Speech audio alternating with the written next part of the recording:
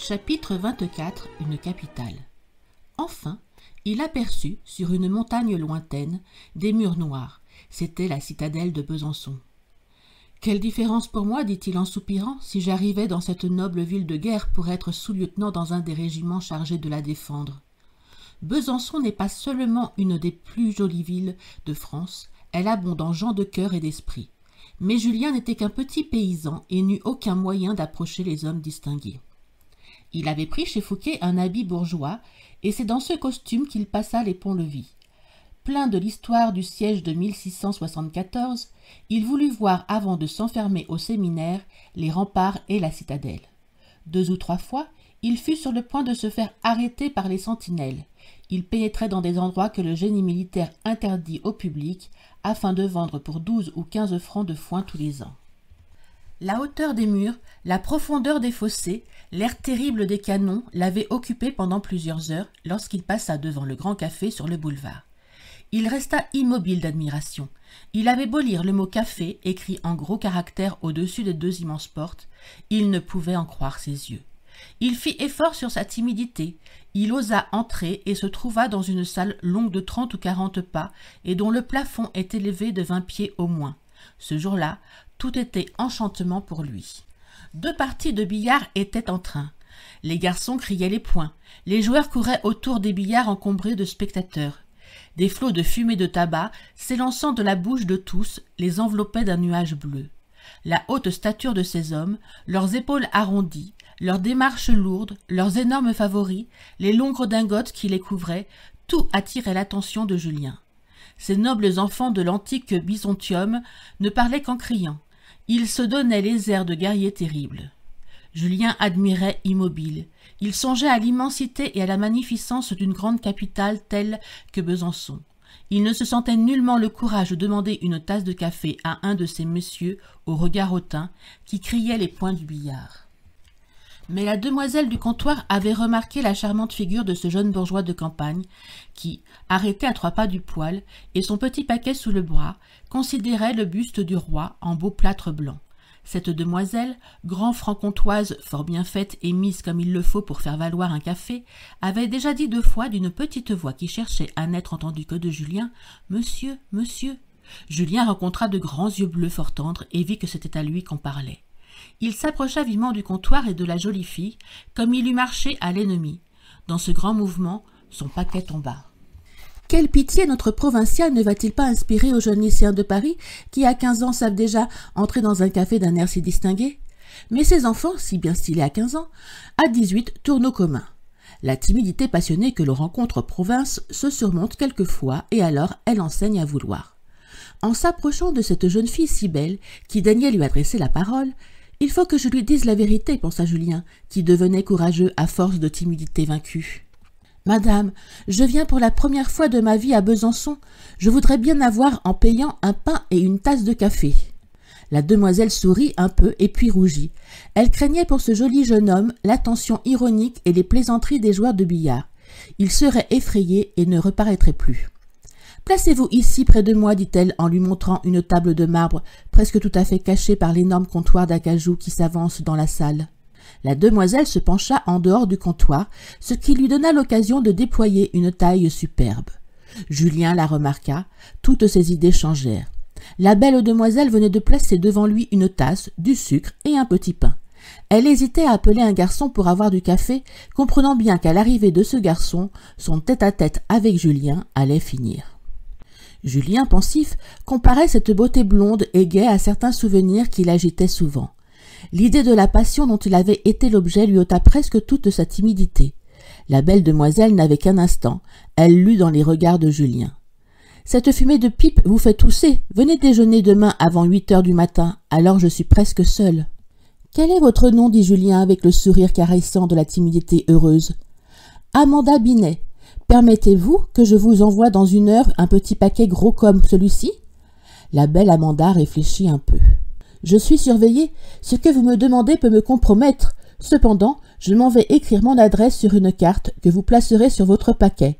Envoyez-le-moi hardiment. »« Je m'appelle Julien Sorel, dit le jeune homme. Je n'ai ni parents ni connaissances à Besançon. »« Ah, je comprends, dit-elle avec joie. Vous venez pour l'école de droit ? Hélas, non, répondit Julien. On m'envoie au séminaire. Le découragement le plus complet éteignit les traits d'Amanda. Elle appela un garçon. Elle avait du courage maintenant. Le garçon versa du café à Julien sans le regarder. Amanda recevait de l'argent au comptoir.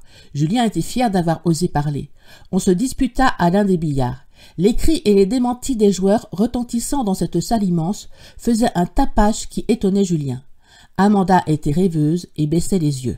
« Si vous voulez, mademoiselle, lui dit-il tout à coup avec assurance, je dirais que je suis votre cousin. » Ce petit air d'autorité plut à Amanda. « Ce n'est pas un jeune homme de rien, pensa-t-elle. » Elle lui dit fort vite, sans le regarder, car son œil était occupé à voir si quelqu'un s'approchait du comptoir. « Moi, je suis de Genlis, près de Dijon. Dites que vous êtes aussi de Genlis et cousin de ma mère. »« Je n'y manquerai pas. Tous les jeudis à 5 heures en été, messieurs les séminaristes passent ici devant le café. Si vous pensez à moi quand je passerai, ayez un bouquet de violettes à la main. » Amanda le regarda d'un air étonné. Ce regard changea le courage de Julien en témérité. Cependant, il rougit beaucoup en lui disant « Je sens que je vous aime de l'amour le plus violent. »« Parlez donc plus bas, lui dit-elle d'un air effrayé. » Julien songeait à se rappeler les phrases d'un volume dépareillé de la nouvelle Héloïse qu'il avait trouvé à Vergy. Sa mémoire le servit bien. Depuis 10 minutes, il récitait la nouvelle Héloïse à mademoiselle Amanda. Ravi, il était heureux de sa bravoure quand tout à coup la belle franc-comtoise prit un air glacial. Un de ses amants paraissait à la porte du café. Il s'approcha du comptoir en sifflant et marchant des épaules. Il regarda Julien. À l'instant, l'imagination de celui-ci, toujours dans les extrêmes, ne fut remplie que d'idées de duel. Il pâlit beaucoup, éloigna sa tasse, prit une mine assurée et regarda son rival fort attentivement. Comme ce rival baissait la tête en se versant familièrement un verre d'eau-de-vie sur le comptoir, d'un regard, Amanda ordonna à Julien de baisser les yeux. Il obéit, et pendant 2 minutes, se tint immobile à sa place, pâle, résolu, et ne songeant qu'à ce qui allait arriver. Il était vraiment bien en cet instant. Le rival avait été étonné des yeux de Julien. Son verre d'eau-de-vie avalé d'un trait, il dit un mot à Amanda, plaça ses 2 mains dans les poches latérales de sa grosse redingote et s'approcha d'un billard en soufflant et regardant Julien. Celui-ci se leva transporté de colère, mais il ne savait comment s'y prendre pour être insolent. Il posa son petit paquet et, de l'air le plus dandinant qu'il put, marcha vers le billard. En vain, la prudence lui disait « Mais avec un duel dès l'arrivée à Besançon, la carrière ecclésiastique est perdue. Qu'importe, il ne sera pas dit que je manque un insolent. » Amanda vit son courage. Il faisait un joli contraste avec la naïveté de ses manières. En un instant, elle le préféra au grand jeune homme en redingote. Elle se leva et, tout en ayant l'air de suivre de l'œil quelqu'un qui passait dans la rue, elle vint se placer rapidement entre lui et le billard. « Gardez-vous de regarder de travers ce monsieur, c'est mon beau-frère. »« Que m'importe, il m'a regardé. »« Voulez-vous me rendre malheureuse ? Sans doute il vous a regardé, peut-être même il va venir vous parler. Je lui ai dit que vous êtes un parent de ma mère et que vous arrivez de Genlis.